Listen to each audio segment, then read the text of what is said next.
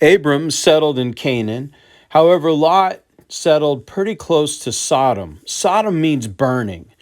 And then it goes on to say, now the men of Sodom were wicked exceedingly and sinners against the Lord.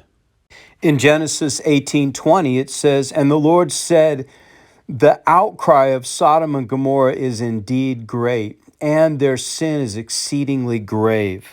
You would think the homosexuality and the perversion and just the things that they were doing to people would be the reason why the Lord wanted to destroy them. In fact, Sodom, when you take the Hebrew letters and break it up, it literally means to support a doorway of a closed womb, abortion in a sense.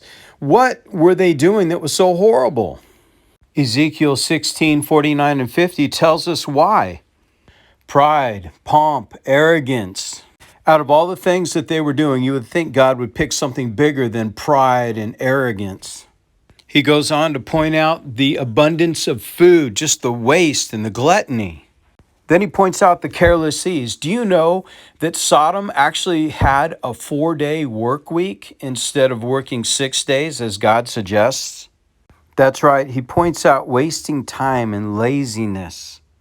And then he goes on to point out that they wouldn't help the poor and the needy. You know, the word to help means to strengthen, encourage, to help be firm, to harden, to make resolute. This is not a handout, this is a hand up. Strengthening and helping people not only to have a fish, but learn how to fish. And it goes on to say, because of all that, the byproduct is that they became haughty. They were higher than everyone. They were above it all. They became lofty and so much smarter than everyone else. And then they committed abominations.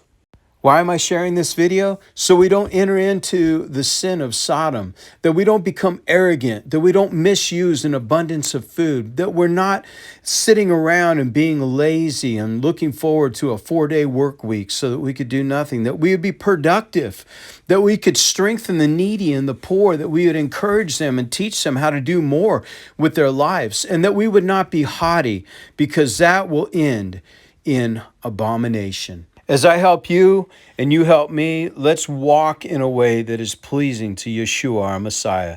Please like and share.